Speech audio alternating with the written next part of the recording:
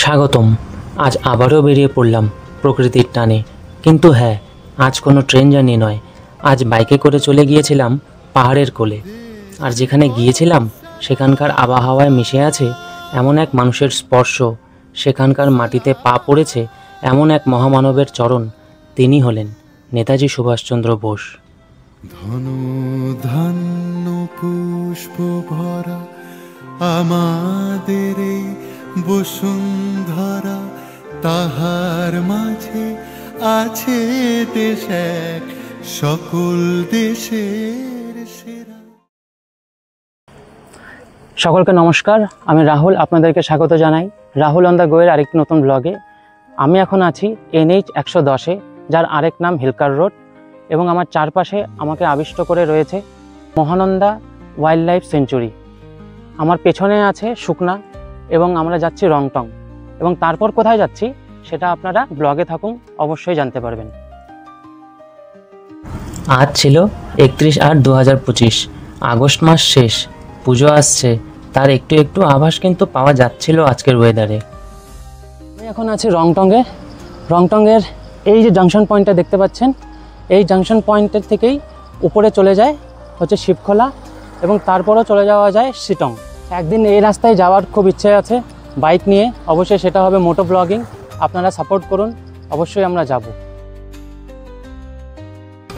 রংটংকে পাশে ছেড়ে আমরা চললাম তিনধারিয়া হয়ে কার্শিয়াংয়ের দিকে। কিন্তু পাহাড়ের ওয়েদারের ভরসা কোথায়? এই ঝলমলে রোদ্দুর, আবার একটু পরেই বৃষ্টি।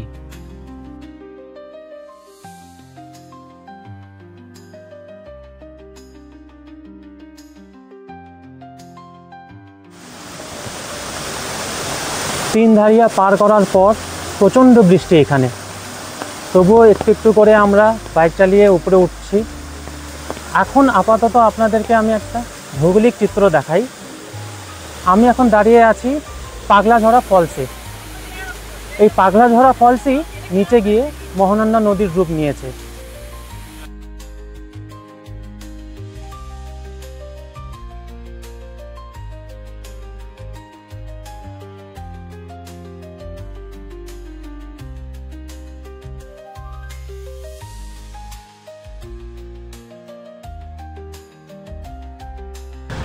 দীর্ঘ 3 ঘন্টা পার করে আমরা ফাইনালি আমার গন্তব্যে চলে আসলাম।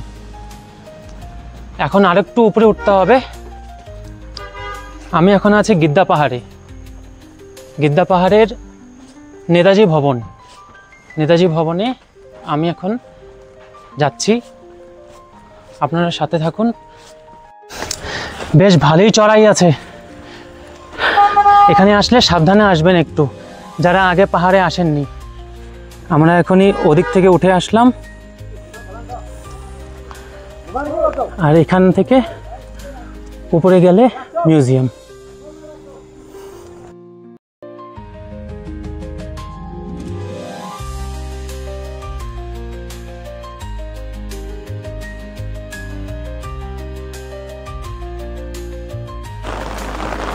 এখানে এলে আরও একটি বিষয়ে ধ্যান দিতে হবে, এখানে জুতো খুলে ভিতরে ঢুকতে হবে মিউজিয়ামের।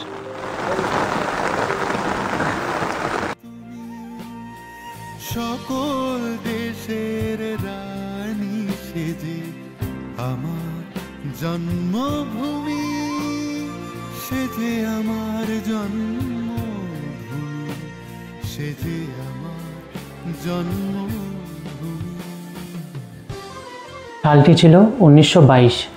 নেতাজি সুভাষচন্দ্র বোসের দাদা শরৎচন্দ্র বোস তৎকালীন Assam superintendent of police mister Peter লেসলির থেকে এই বাড়িটি কিনে নেন।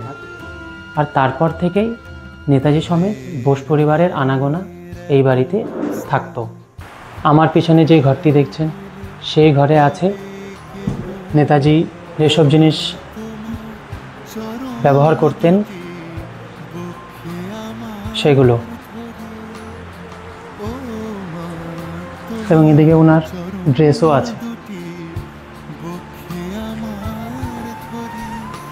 আমার এই দেশেতে জন্ম যেন এই দেশেতে।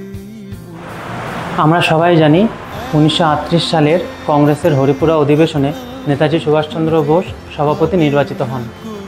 এই সভাপতির সেই অভিভাষণ উনি এই বাড়িতে থেকেই লিখেছিলেন। সে যে আমার জন্মভূমি, সে যে আমার জন্ম। এখানে দেখতে পাচ্ছি 1938-এর হরিপুরা কংগ্রেসের অধিবেশনে যেসব বক্তৃতা দিয়েছিলেন নেতাজি।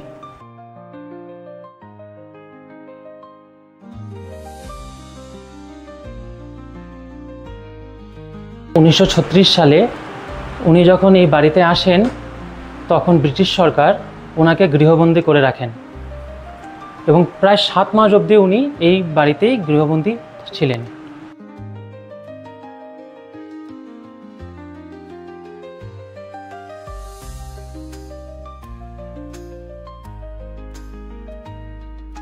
এবং অবশেষে 1937 সালের অক্টোবর মাসে তিনি ব্রিটিশ সরকারের চোখে ধুলো দিয়ে এখান থেকে পালিয়ে যান। পারেনি ব্রিটিশ সরকার এই মহামানবকে আটকে রাখতে।